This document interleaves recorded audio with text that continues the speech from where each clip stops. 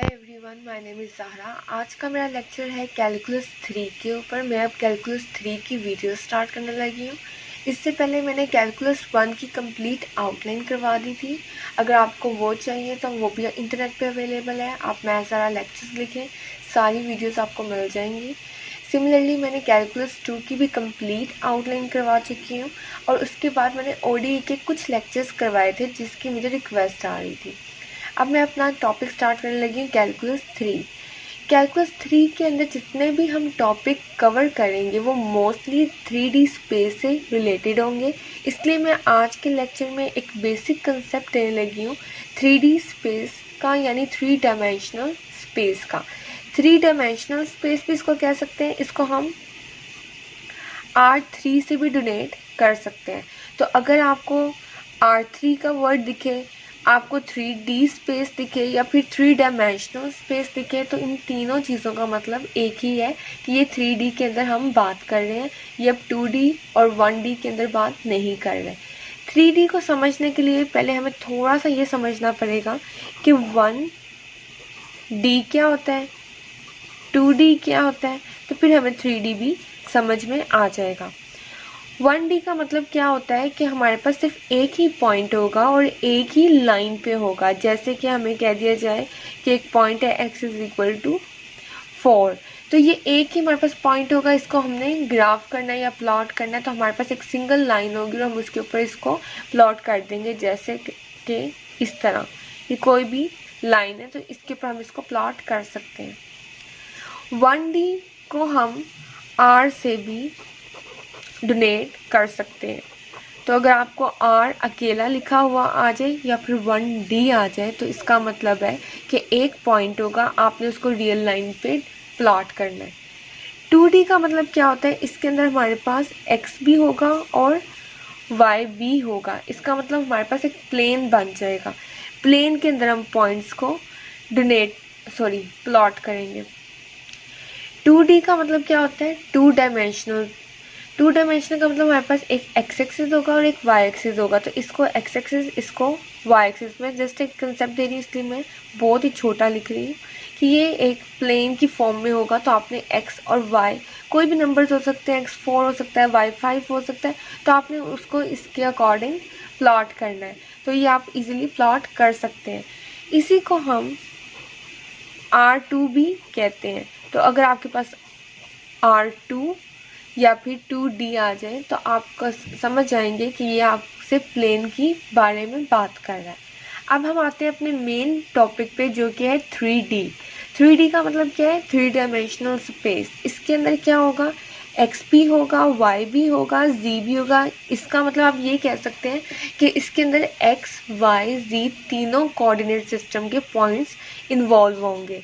और इसको हमने क्योंकि स्पेस के अंदर करना है, तो स्पेस के अंदर हम किस तरह करेंगे। स्पेस को यूजुअली आप पेपर के ऊपर ड्रॉ नहीं कर सकते, तो मैं वैसे एक कंसेप्ट दे देती हूँ कि कुछ इस तरह होगा z, x, y। तो आपने इसके अंदर 3 डायमेंशनल स्पेस, यानी जिसमें x कोऑर्डिनेट भी है, z भी है और y भी है, आप इस तरह इसमें उस पॉइंट को प्लॉट कर सकते हैं। सिमिलरली इसको हम कहते हैं R3 से भी डोनेट कर सकते हैं। अगर मैं 3D की बात थोड़ी सी और करूं, तो अगर मैं एक पॉइंट, जनरली कोई P पॉइंट प्लॉट करूं, लेट्स प्लॉट अ पॉइंट, उसको मैं P कह देती हूँ, in 3D। 3D स्पेस के अंदर मैं एक P पॉइंट को डोनेट करती हूँ। तो कुछ इस तरह होगा ये पॉइंट। यहाँ पे x एक्सिस, यहाँ पे y एक्सिस और यहाँ पे z एक्सिस होंगे। तो अगर हमने किसी पॉइंट को x, y, z तीनों में करना है, तो लेट्स सपोज मेरे पास एक पॉइंट है P और इसके x, y, z का मतलब क्या होगा कि इसके इस पॉइंट में x कोऑर्डिनेट भी है, y कोऑर्डिनेट भी है, z कोऑर्डिनेट भी है। अलबत्ता वो कुछ भी हो सकता है, x 0 हो सकता है, y 0 हो सकता है, z 0 हो सकता है। ये डिपेंड करेगा सिचुएशंस पे, मैं आपको वो भी बताती हूँ। लेकिन अभी मैं आपको सिर्फ ये बता रही हूँ कि अगर ये x, z एंड y है, तो ये पॉइंट को हम कुछ इस तरह कर सकते हैं।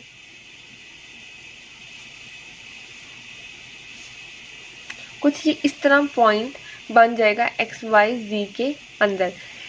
इसके साथ ही साथ अगर आपके पास एक 3D स्पेस है, लेकिन पॉइंट P इस तरह का हो, यानी लेट्स सपोज मैं इसको नाम दे देती हूँ Q का, Q पॉइंट हो और Q पॉइंट में y 0 हो, यानी इसमें x कंपोनेंट हो, y 0 और z का कंपोनेंट हो, तो इसका मतलब ये होता है कि ये Q x z प्लेन के अंदर है, यानी 3 डायमेंशनल में ये x z प्लेन के अंदर है।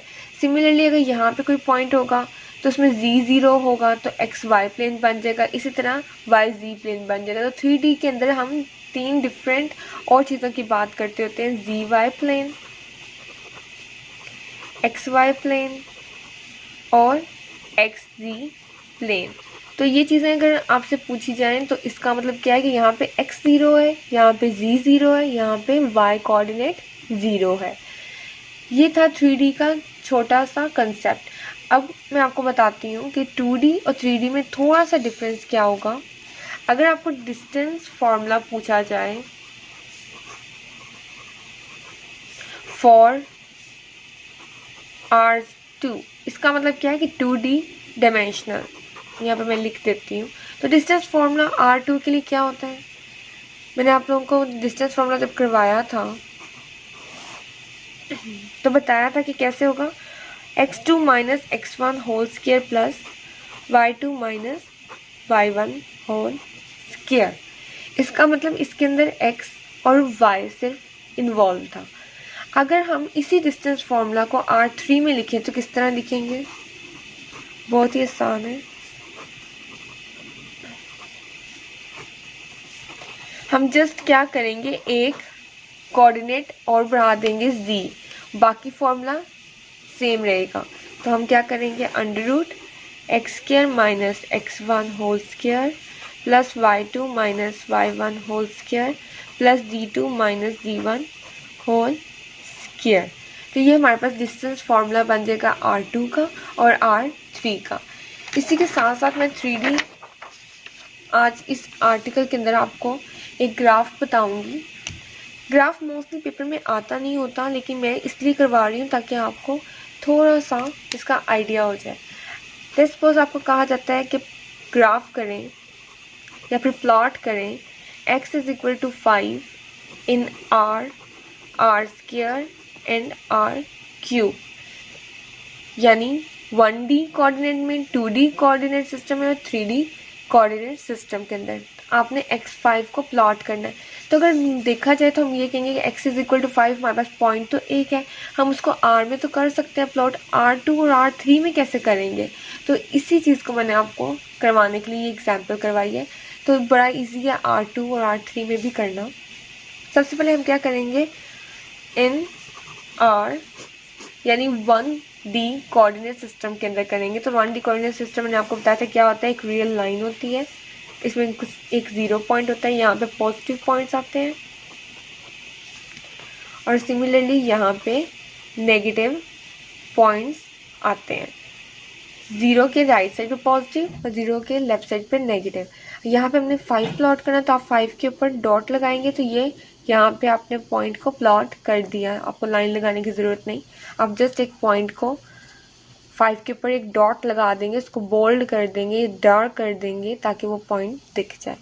अगर मैं इसी को R2 यानी 2D डायमेंशनल में लिखूं तो कैसा लिखूंगी, मैंने बताया R2 का मतलब क्या है, इसमें 2 डायमेंशन, 2 कोऑर्डिनेट सिस्टम्स आएंगे। तो यहाँ पे x एक्सिस, यहाँ पे y एक्सिस, हम यहाँ पे कुछ नंबर दे देते हैं 1 2 3 4 5 अप टू 100 जितने मर्जी देते हैं। मैंने 5 तक लेके आना है क्योंकि मैंने 5 को प्लॉट करना है। सिमिलरली y में भी कुछ ना कुछ नंबर्स होंगे। हमें चाहिए पॉइंट, हमारे पास क्या है, x इज इक्वल टू 5, हमारे पास कोऑर्डिनेट सिस्टम कितने हैं, 2, x और y। x का हमारे पास पॉइंट है, y का नहीं है, तो हम y को लेट कर लेंगे 0। तो अब हम क्या करेंगे, x को प्लॉट करना है, तो y 0 कब होता है, x एक्सिस के ऊपर, और x के पॉइंट क्या है 5, तो हम इसी के ऊपर यहाँ पे एक वर्टिकल लाइन ड्रॉ कर देंगे। तो ये हमारे पास x5 वर्टिकल लाइन रिप्रेजेंट करेगी कि y 0 था और x 5 था, और ये एक प्लेन के अंदर बात हो रही है, xy प्लेन के अंदर हम इसको प्लॉट कर रहे हैं।